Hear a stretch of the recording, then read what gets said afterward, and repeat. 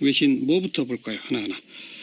네, 우선 정말 외신에서 제가 지난번에 그 국회에서 탄핵 의결될 때 예. 그때 CNN 등등에서 다 생방송으로만 보도를 했었잖아요. 예. 오늘도 외신 그 아침부터 그러니까 헌재 판결 나오기 전부터 계속 생방송으로 보도를 하고 있었는데요. 네.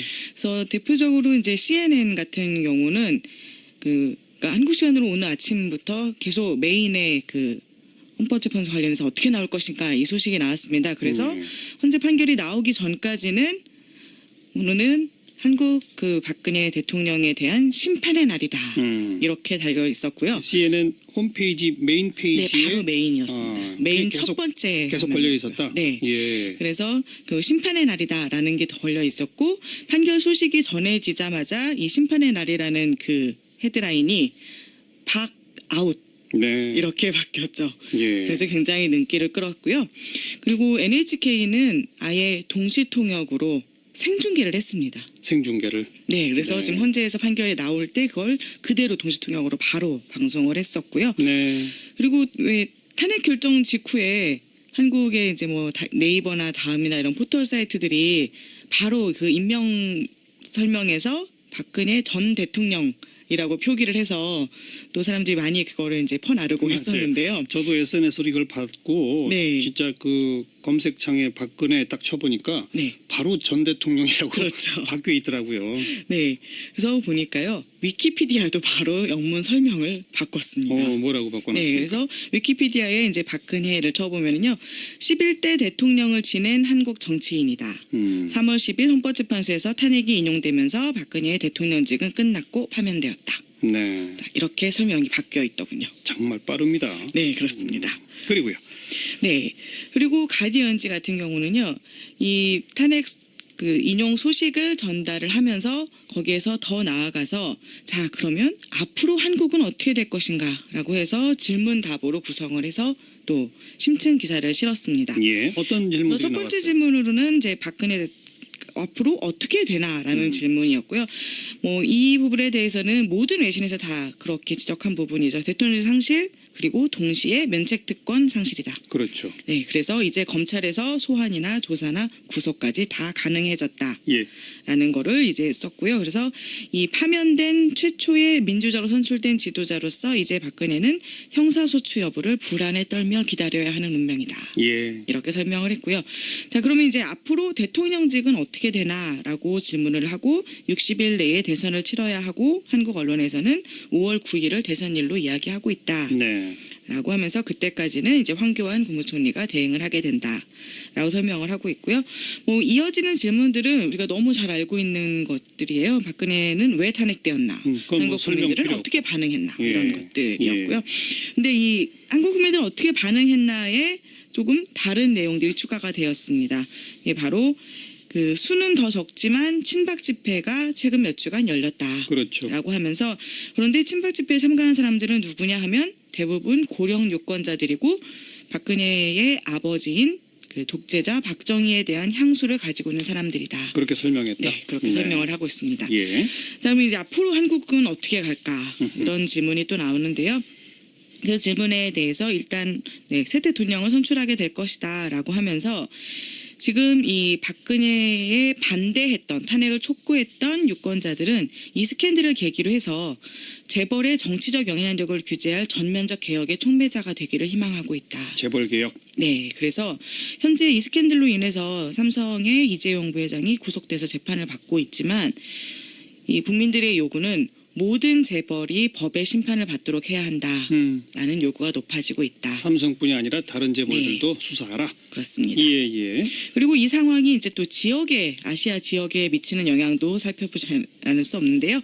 이 아시아 태평양 지역에 대해서 지금 현재 한반도랑 아시아 태평양 지역 긴장이 높아지고 있는 가운데 이런 스캔들이 터졌다라고 설명을 하고 있고 그래서 사드 배치 문제로 중국과 갈등 겪고 있고 그리고 또 북한 핵무기 프로그램 때문에 또 박근혜 전 대통령이 북한 핵무기에 대해서 강경책을 취함으로써 또 갈등 긴장이 높아지고 있었던 것을 지적을 한 다음에요. 예. 지금 이제 대선이 치러지게 되면 아무래도 문재인 진보 정치인이 가장 큰 수혜자가 될 것이다 라고 하면서 그렇게 되면 달라질 것이다. 네. 왜냐하면 문재인은 현재 사드 배치 재고를 이야기하고 있고 또 북과 대화해야 된다고 이야기하고 있기 때문에 그런 점에서 뭐 변화가 있을 것 같지만 그런데 가디언은 또 이렇게 얘기를 합니다.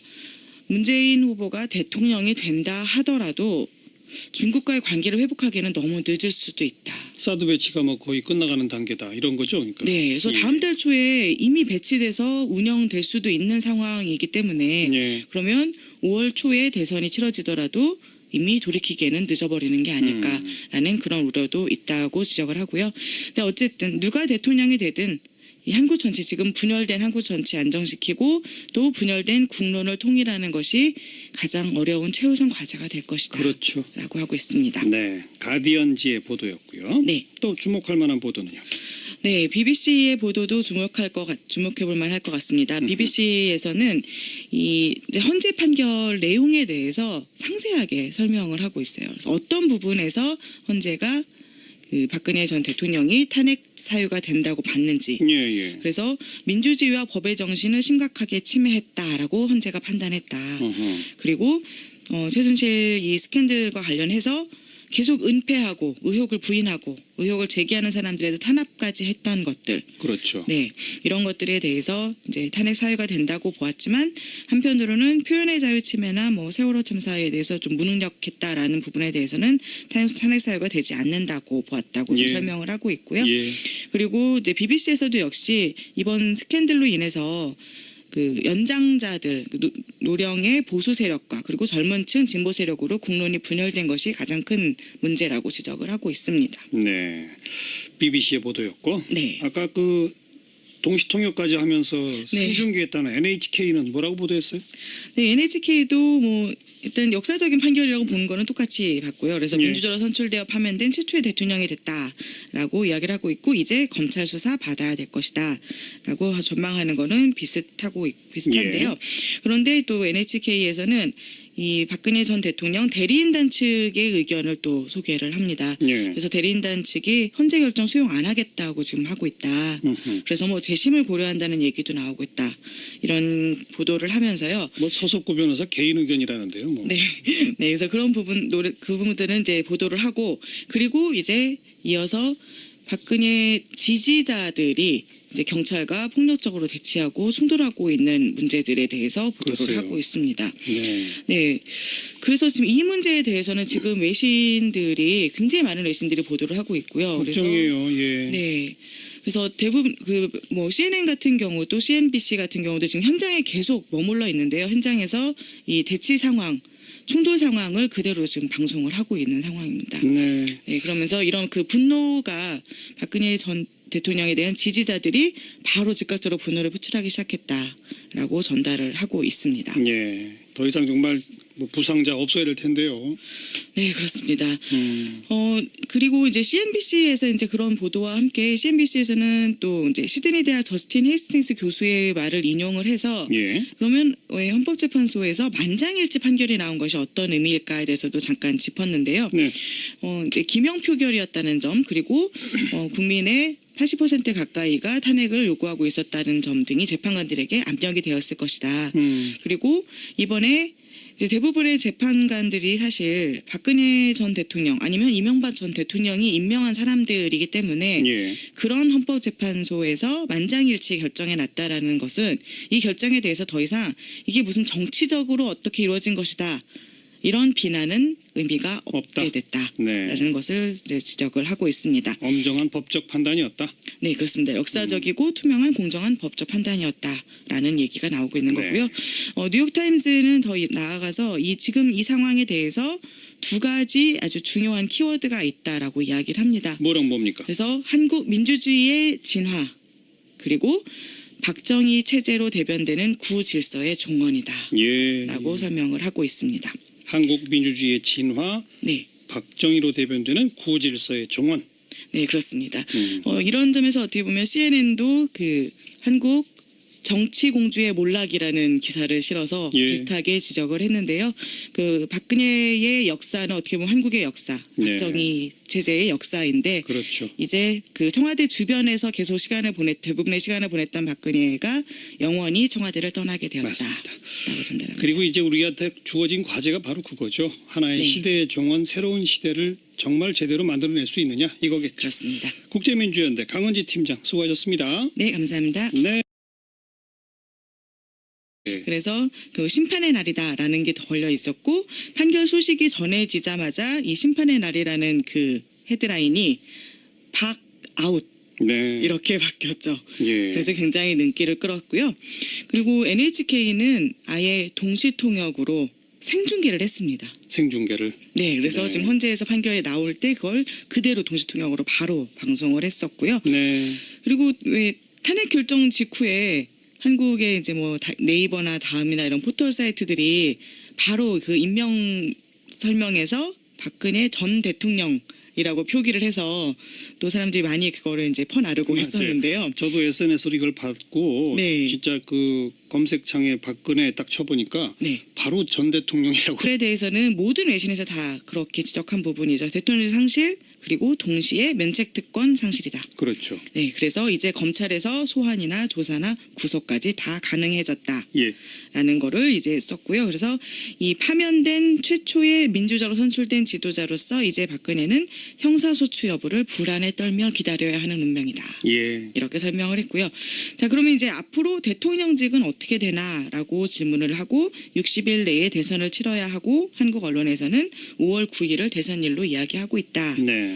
라고 하면서 그때까지는 이제 황교안 국무총리가 대행을 하게 된다라고 설명을 하고 있고요. 뭐 이어지는 질문들은 우리가 너무 잘 알고 있는 것들이에요. 박근혜는 왜 탄핵되었나? 그건 한국 뭐 설명 국민들은 필요 어떻게 반응했나? 예. 이런 것들. 외신 뭐부터 볼까요? 하나하나.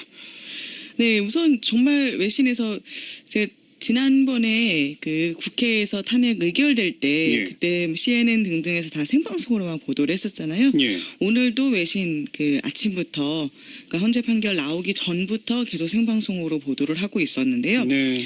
그래서 대표적으로 이제 CNN 같은 경우는 그러니까 한국 시간으로 오늘 아침부터 계속 메인의 그 헌법재판소 관련해서 어떻게 나올 것인가 이 소식이 나왔습니다. 그래서 헌재 판결이 나오기 전까지는 오늘은 한국 그 박근혜 대통령에 대한 심판의 날이다.